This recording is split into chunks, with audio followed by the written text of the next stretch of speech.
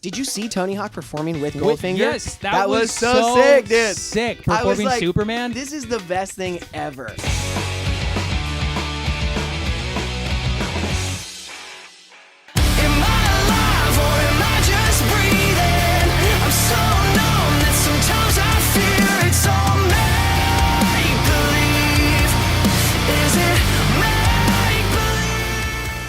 Dude, Matty, great to see you. Thanks for What's inviting me up? onto the bus. This reminds me of the old Warped Tour interview days where I had no choice Yeah. but to do lounge I mean, interviews. it really is the easiest way to make sure that we don't get interrupted. Yes, You know what I I mean? agree. Because with green rooms, like, people have their stuff everywhere and they need to get in and out and people are showering.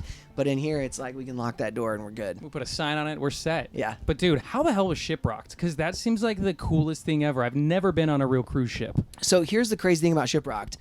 The people that go on ShipRocked are like diehard ShipRocked people, right? It's almost like they treat it as if that's the one musical event that they do all year. And I'm sure that's not the case, but like when you walk onto the boat, they greet you as if they are working the cruise or like they own the cruise because that's so important to them. And you'll see like the theme nights and everybody's dressed up for the theme nights. It just was a special environment, dude. I mean, like these kind of music fans that will go out because it's not cheap, dude, you know, and they'll go out and they'll spend an absurd amount of money to just hang out on a boat with bands and watch live music for a week. 7 days is crazy, right? And I just met a bunch of cool people, dude. Like I would just hang out in the casino or like, you know, I'm just eating sushi or whatever. People would come up and just talk and hang out, take pictures or whatever. And the shows were awesome. I think everybody but me got seasick at one point. Oh, nice. Yeah, like Not for them. Nice for my you. wife was puking and everything. I'm like, how did I luck out, dude? This is awesome. I feel like I don't understand how big cruise ships are.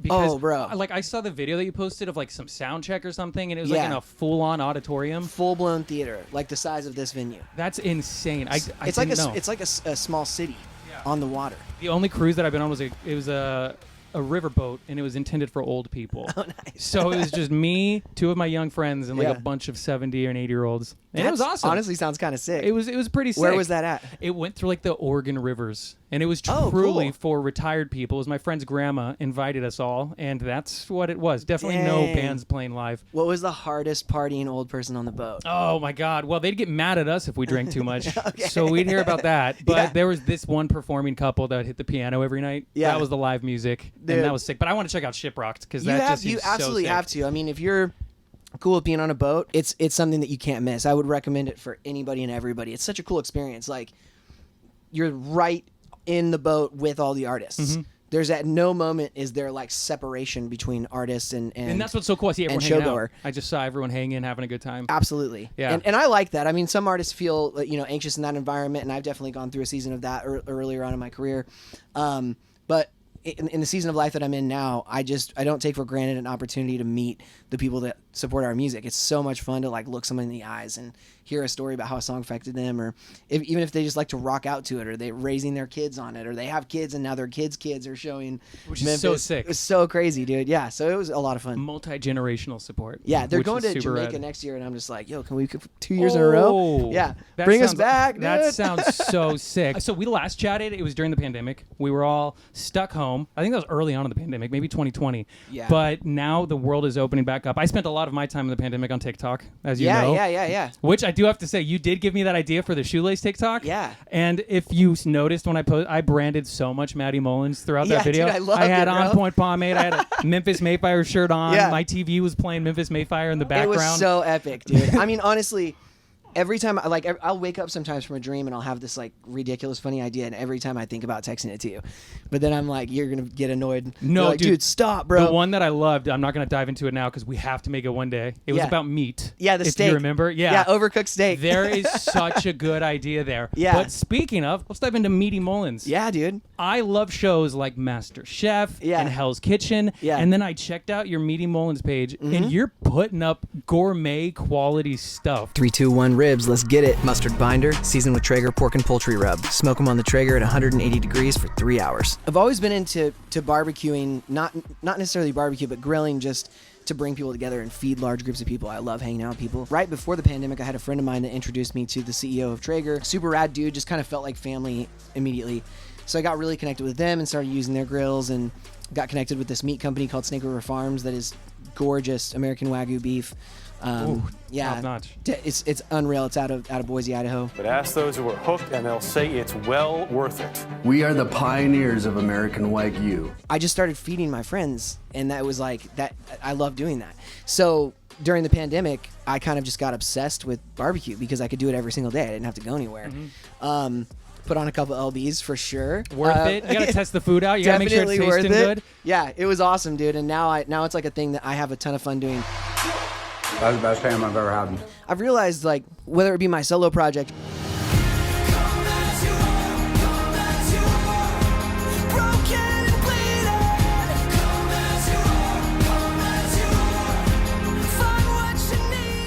Or my hair product company or barbecue stuff, when I have an outlet outside of music that's creative in any way, it makes me appreciate music more. When this is the only thing that you do and it's day in and day out, it becomes monotonous and you can kind of lose sight of how passionate you are about it and how important it is to you.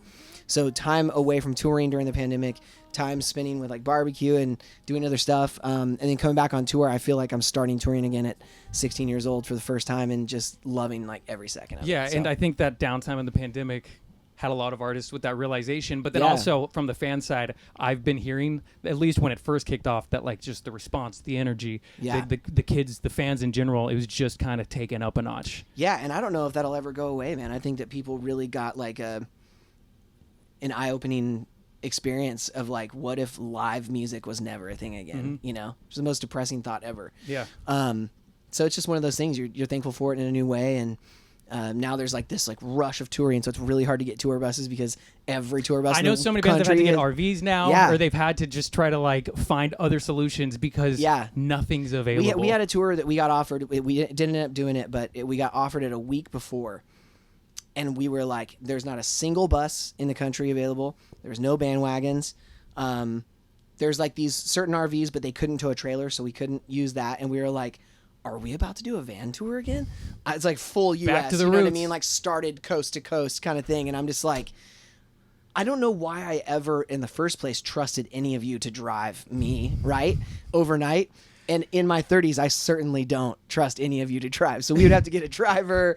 And it was just like, this is crazy. But yeah, it ended up not working out, which is probably for the best. But then the bus we have now, when we found out about this tour like 6 months ago, we like instantly booked it. And we were like, thank God we got Good. something. Yeah. You got it. And you're out here in LA. I saw a very LA thing happen today outside of your bus with a skateboard legend. Bro. Yeah, And it was Andrew Reynolds. yeah. Right? Yeah. I was getting out of the bus to go into the venue to check out the green room or whatever. And he's just there, just skating, just like ripping it up, wearing like a super old flannel, just like these ripped up rad like jeans and like just in his element, you know? And it was so sick. Jake was like, this is insane. I don't know if you grew up playing the Tony Hawk games. Oh, I did. But absolutely. And they remade it recently. They remade the first one. Yeah. I will always credit that game into getting me into kind of like the rock music stuff. Totally, 'Cause I was dude. so young hearing Goldfinger and Did stuff you on see that. Tony Hawk performing with Goldfinger? Yes, that was so sick, dude. Sick. I was Performing like, Superman. This is the best thing ever. Here I am, doing everything I can, holding on to what I am, pretending I'm too man. That was such a full circle moment. Yeah. Like that was awesome. And my favorite part is that he looked like genuinely nervous. Like so nervous. He's done the biggest ramps in the world in front of massive crowds, but give him that mic and it's just out of his territory, out of his element.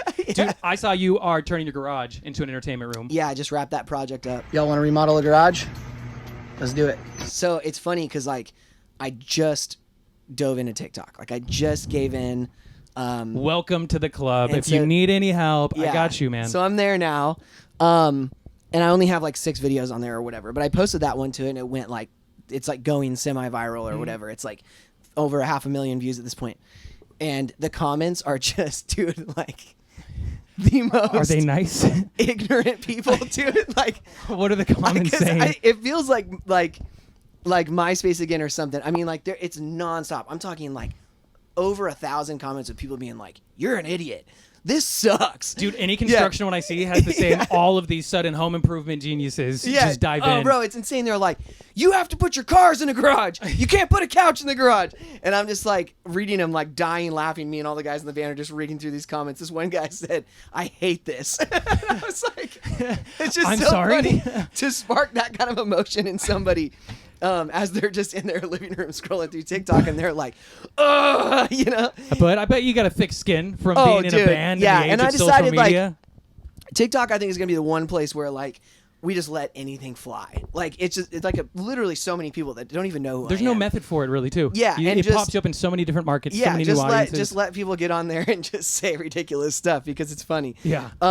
But yeah, so we have been in this house for almost a decade.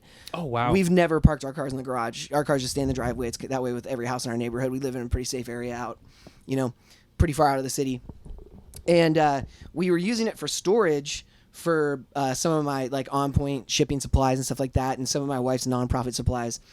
But it wasn't taking up the majority of the space, so we decided to get a storage unit and move all that stuff out. And then once it was out and it was clear in there, we started dreaming like, what could this be?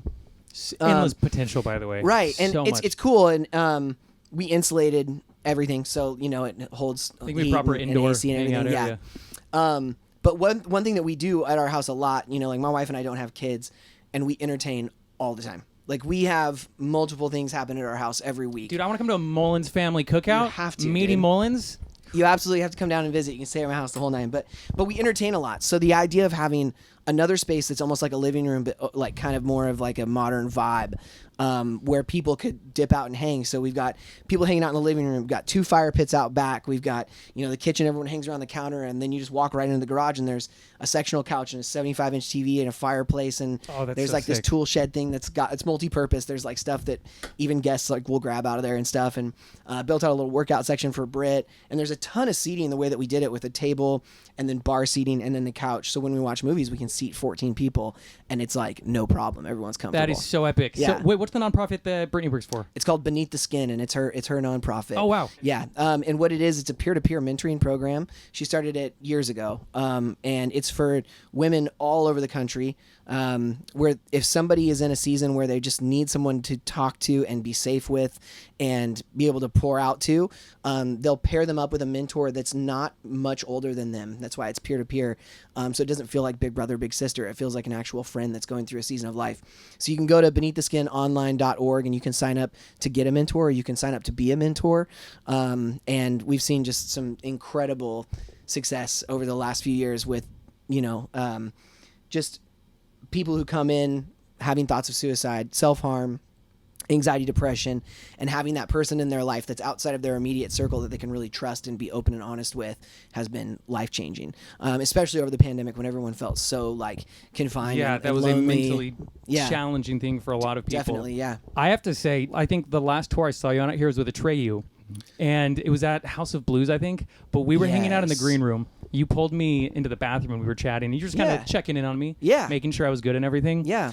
And since then, I did want to say, so I started going to therapy. Dude, awesome. Which sometimes that's what it takes to maybe address Of certain course, things. of And I course. told my therapist that story. I Yeah. was just like, it was just interesting because one of my friends was one of the few people that was like, hey, let me chat with you. How you doing? Like, Yeah. is everything going all right for you? Totally. And it's been such like a eye-opening thing for me. Oh, man. And I know that you've spoken about therapy and stuff Yeah. as well. And that's why I got to touch on the new album. I love it. There's one song in particular, Somebody, Yeah. that I loved because Yeah. when I heard the lyrics in that, it really made me feel how I felt when I felt I was kind of becoming more distant with myself. Yeah, totally. I don't know when I became somebody I don't recognize. I swear to God I never saw this coming. I never thought I'd leave it all behind. I want it, don't need it, I had to realize. I hate it, I feel it, believe my own lies. I really think that I could use somebody to bring me back to life. So this album as a whole, it's bringing back some heavier stuff, which I loved. You guys Yeah. worked with Cody on it. Yeah. And he's awesome. Yeah, he's so much fun, dude. The longest time in between an album that you guys have had, I think. Yeah. You know, during the pandemic, we had, just like every other band, we had time to really reflect. When you're in such a go, go, go kind of like freight train environment, you want to experience with things and grow and change and everything. But in that process, it's like do an album, get it out, go tour it, do an album, get it out, go tour it, do an album, get it out, go tour it.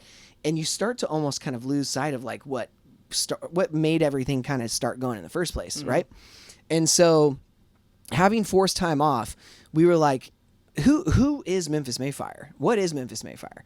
And we really wanted to rediscover the angst that we had when we were kids writing music in our bedrooms, right? And we were writing music in our bedrooms again because we were stuck at home. Yeah, and on no timeline either. Yeah, like, totally. And I was just like, well, what makes me feel like what makes me feel like, oh man, like that's the flavor that I was craving, right? And so we just tried to write in that pocket. And the more that we went down that road, we were just like, man, this feels like newer and better actual Memphis May Fire.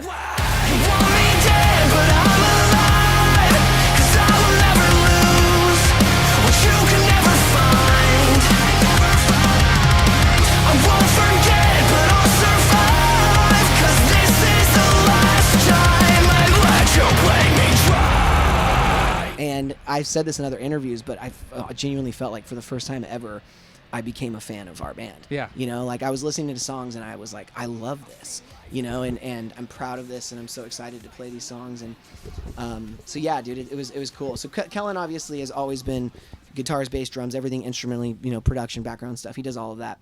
And I just decided to work on Top Line with Cody, and it was so much fun because he's my best friend, right? So we just like, we live 5 minutes apart. Oh, I didn't realize that. Oh, That's yeah, awesome. yeah. And we hung out every single day of the pandemic because we had our small circle of people that weren't doing anything. You're all isolating and just and we're hanging just with together, each other a dude. bit, Yeah, like I'm cooking for them, we're hanging out.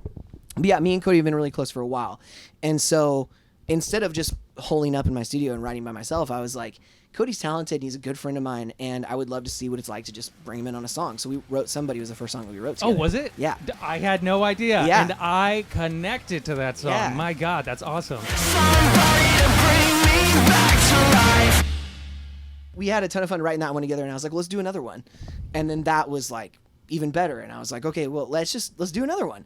And it became that day after day after day. And we would just cut a vocal because we're in my studio. I've got the studio built out and everything, right? So Yeah. we'd cut a vocal, and because you're in the moment and you're feeling it so passionately, a lot of those vocals like from our demo takes made it onto the record because I didn't even want to try to redo it. It was And like you can't beat that raw. you can't. That very first take where you're like, even something where you mess up a little bit and your voice cracks too much, it's like even that is special, you know? So yeah, we had a ton of fun together, dude, and I'm almost certain that we'll do the exact same thing on the next That's record. great. Yeah. And it's Remade in Misery. Remade in Misery. And I love that title too, because whenever I hear my friend's stuff, I'm like, I love being able to interpret it for Yeah. my own life and stuff. Yeah. And even that, just because for what mentally I've felt the past couple years, Yeah. I did feel I was remade myself. I'm working on it still. Yeah. From my lowest points of misery. 100%. And I'm still working on kind of the remaking process, but I loved that title of it. Yeah. So that was There's sick. no other way that you're going to make an actual lifelong change. Yeah. Unless you hit rock bottom. Yeah. In whatever area of your life it is that you need to work on. You know, like people think that life is all about sitting on the beach and sipping a margarita, right? But it's really about being all the way out in the middle of the ocean and the ship is sinking and you're hanging on by one last plank of wood and you have to make a decision. There is no longer a choice. There's Yeah. no longer any comfortability. You can't sit where you are. You can't stay where you are.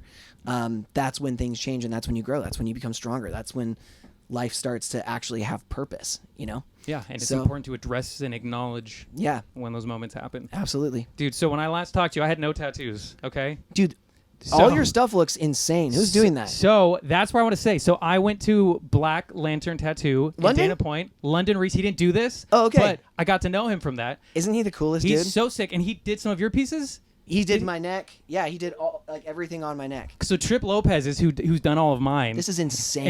And they were playing your music in there one day. And I was Really? like, oh, this is my buddy Matty. And then London's like, oh, you know Matty? I Yeah. did his neck. And I Dude. was like, oh my God. And he's so sick. Yeah. Trip is so sick. Such a talented shop. Yeah. And I had to bring that up when we were chatting. Dude, 'cause- he is such a rad dude. Like I went out to Dana Point, like stayed at his house, and he just tattooed me all day. And he had me on his like YouTube channel thing where they were doing like storytelling with tattoos. Matty asked me to design something for his neck. He wanted to depict the story from the Bible that talks about the woman at the well.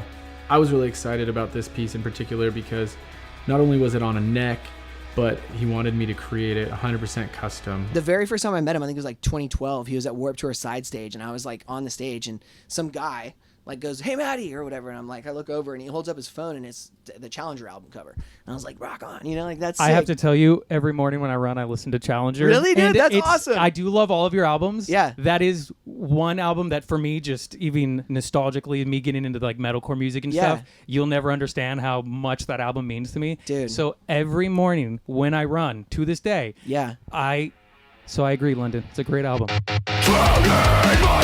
every night. Me versus me has always been my biggest fight. I've been so confused for so long, and the answers always seem so far out of sight. Dude, I wish that our music made me want to work out. But so he was holding up a picture. He was holding up Challenger on his phone, and I just thought he was just a, you know, like, I like this record. I was like, rock on, dude, you know, whatever. And then the guys in Sirens were like, dude, that's London Reese. Like, he's an incredible tattoo artist. He won this like ink show. I can't remember. It wasn't, I think it was Best Ink or something like that. Took first place. And I'm going to be playing videos as we talk about this of his work. Because dude, everybody, he's unbelievable. It's unreal. So I went and just chatted with him because I was like, I wonder if he would want to tattoo me. And we set up this whole thing. And there was one Warped Tour, you know, like I got off Warped Tour and immediately went to Dana Point and just started blasting my neck, and it was crazy. And he's awesome. He's such a good hang, such a good dude. Like, even above tattooing, he's an amazing human being. And there's a lot that people don't know about him just personally that make him like one of the strongest and most inspirational dudes ever. And it was every time I knew I was going out there, I was always so looking forward to it. Yeah. It's such a good vibe. With that shop is so with sick. him. Yeah, the shop is beautiful. Yeah. So I loved hearing your name pop up. And then I realized he started dropping all the other names. And I was like, oh, so you tattooed this whole scene. Yeah. Okay. Oh, dude, for sure. I mean, it's crazy. He's booked out like forever. I right? know. Oh, yeah. But, probably at least the rest of this year. But if he has the ability to get you in, like, go and get tattooed by London Reese. Yeah. If you have room on your body and you like collecting really beautiful art, go. And my opinion, I didn't do this personally. If I could go back in time, I would go and tell him, do anything you want on me, and don't even tell me what it is, and just do it, and it'll be insane. That was my guy. I gave him some pointers of like stuff I wanted to do, but I said I trust your creative freedom. Yeah, I know the kind of genre, the coloring I want. Dude, it looks so sick. Yeah, bro. and it's dope. I see you got a little space here. You can go back see London a little bit. So London has his throat open as well. That's true. And I was like, man, I actually kind of like the way that is. And my mom was like, don't tattoo your throat. Every time I look at you, it's going to make me feel like I'm suffocating. And I was like, don't tattoo your throat, son. I don't want you to have any visible tattoos. It's like a real neck thing for her. Like, she hates just throat being covered. She like always wears V-necks and everything, right? It's like a whole thing. So I was like, okay, I won't tattoo my throat. And then London has his open. I was like, I actually like the way that looks, but who knows, dude? Maybe one day I'll blast it. I'll get bored. So you've been with Bernie for 16 years. 17. Married for 17. Earlier you mentioned how you guys don't have kids. I want to know, I don't know if it's too personal or not. Are you the kind of guy that wants kids? No. Do you see? You see a lot of people that have kids because of like societal pressures and norms, where it's like you go to high school, you go to college, you get a job, you have a kid, you raise them, and that's it, right? And that's incredible. Like, let me back up and say, like, that's not to discredit that lifestyle. That lifestyle is so important. My sister Katie was absolutely born to be a mother. Like, it's her favorite thing in the entire world. It's all she ever wanted since she was young. I have never had the desire to have children. And it really did become kind of a societal norm. It like, did. This is just what you, and even me, for example, I know I don't want to get married. Yeah. Like, there's just things that I'm happy this generation can be more just honest with just themselves honest about it. Yeah. And I don't think I've ever even said that in an interview. You know, like, I know that Brittany and I, when we were younger, we were like, we are pretty sure we don't want kids, but we don't want to say anything now because who knows if our minds will change. And 17 years into marriage, she is my best friend in the entire world. That's great. And we have so much fun together, just on a day-to-day basis. There's not a single second that I'm with her that I'm not just like, wow, dude, I'm lucky that we're in the same room. And not that would go away if we had kids, but it's just there's no void to fill. We're not missing something. you know, and I think that that's important to admit. I think there's a lot of people on this planet, and if you're not someone that has like a conviction to be a parent and like, this is what I want to do with my life and I love this, then don't feel obligated. Don't feel obligated. Don't feel like anyone needs you to do that, you know, like that's your choice. And for us, I know everyone with kids is like, dude, you're crazy, it's the best thing ever. And I do believe that. I really do believe that there's a level of fulfillment there that we will never experience. But I also have to admit to myself that we love where we're at. Yeah. And there's no reason to change that for us. We have a lot of goals and plans for the future, a lot. That's going to take a lot, just the two of us grinding all the time, right? And I'm excited, dude. I'm like stoked about that. And I'm also really stoked to be involved in the kids that, you know, my friends and my family have. Absolutely. Me with my nephews. I have a billion nieces and nephews, dude, because I have like a big family, and a lot of our friends, one of my best friends, Mylon across the street, him and his wife are going to have kids, and we are going to be there the entire life of that child, right? Like we're going to raise that child with them and enjoy that. And so, yeah, I think we'll get a lot of fulfillment out of that, but we really get that.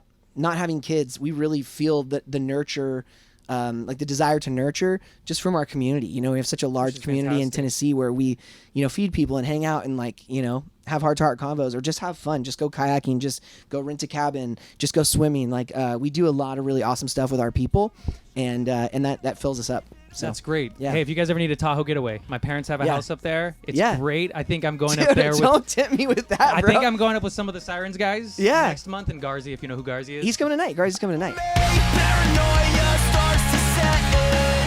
Waking up in an Armageddon. I should be dead or lost by now, but I've grown so used to this. Oh shit! Yeah. Yeah, we're all planning a Tahoe trip up at my parents' place So to go sick, snowboarding. dude. Yeah. So keep me posted. We both went through some heartbreaks over the pandemic. Yes. Which was I lost my Dracula. Yep. You lost your Maverick. Yep. And since then, we've both brought new dogs into our lives. You have Goose, a dog named Goose, and what is it? Yeah. A mini cockapoo? He's a miniature cockapoo, and he's like a Goose bird. because Maverick, right? Yeah. So he's Maverick's wingman. Yeah. And he is the sweetest little thing, dude. He's full of personality. My wife's gonna come out on this tour about halfway through, and she's gonna fly out with him. And it's exciting. And we're gonna just have him on the bus. And oh my god, Maverick was a different breed, like not just literally, but kind of like, you know what I mean? Like personality. He was, yeah. So the first time I brought Maverick onto a tour bus, he immediately pooped on the floor, and then he ran up and bit the driver on the ankle. Asserted his dominance. So he we were said, just "Don't like- mess with my dad." It's like, maybe this isn't the environment for you, you know? But Goose is so loving and so sweet. Any of that whole kind of world of breed or whatever is just very loyal and soft and gentle. And so, yeah, we're excited to have him out on tour, and we fly places with him, bring him everywhere. He's got an Instagram and a TikTok, Goose Mullins. I saw. I support it. It's so cute, dude. I love that. I know this tour is just kicking off today, but what's Yeah. coming up next for the rest of the year for you guys? Anything? So we're on Incarceration. Everyone's already going to know about that. That's not announced yet, but it will be when this comes out. Yeah. See you at Incarceration. There's a handful of other festivals that got announced as well. We're in the process of confirming something today. I'm trying to remember. I don't want to get in trouble. No, you're good. But trying to remember it's what's busy. actually been announced. You're back to hitting it full force. Yeah, After taking definitely. a couple years off from the world being shut down, Definitely. you're back. Yeah. On the road. With Yeah, kind of dude. rejuvenation. The energy And is there. The love. best we've ever been. Yeah. As a live band, I mean, my voice genuinely healed over the pandemic. Just years and years of use. It's not even abuse. It's just use, right? Like I felt like my voice came back in a big way during the pandemic. And your live voice has always blown me away. Thanks, Because dude. from the scream to the clean vocals, you've never not been able to hit the notes. Yeah. And how is that? Because I this have is years into it. definitely not hit the notes. Lots of times. Every year at Warped, when I was at the AP tent and you Yeah. guys came, I was like, God, he's doing it again. Well, how does thank he you. do that? The warp sets were a little bit easier because they're 30 minutes. You never know, nobody care about what it took. The bags we bent down. Where were you when they had no faith in us? Where were you when they shut us out? Pomona, That's right. True, quicker Which sets. that's like the thing I miss most about Warped Tour. 30-minute sets. Like you get up and you're like, I'm sweating and I'm done. You know what I mean? Like it's like, oh, it's so much fun, dude. But yeah, so, I mean, you just learn over time. The more you sing and the more you scream. Like, I think the biggest thing is that drink a lot of water, get a lot of sleep, and you don't have to be loud to sound powerful. Let the microphone do the work for you. Get your tones right, and you know, yeah. I love it. I'll show you my old bands sometime. I just used saw to a song scream that you and sing. wrote On either acoustic Instagram one. or TikTok. That this was guy awesome. did the guitar to it.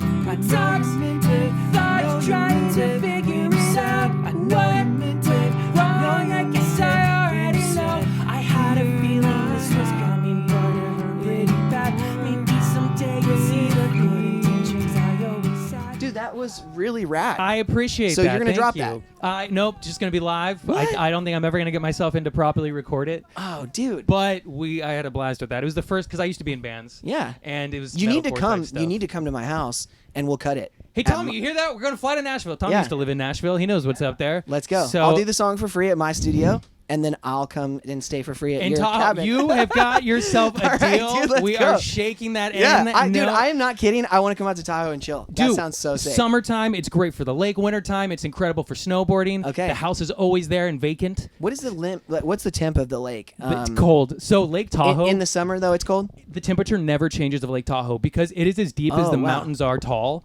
So because of that, it never freezes. But also because of that, it never warms up and it never cools down. So, So- it's very cold. Boating.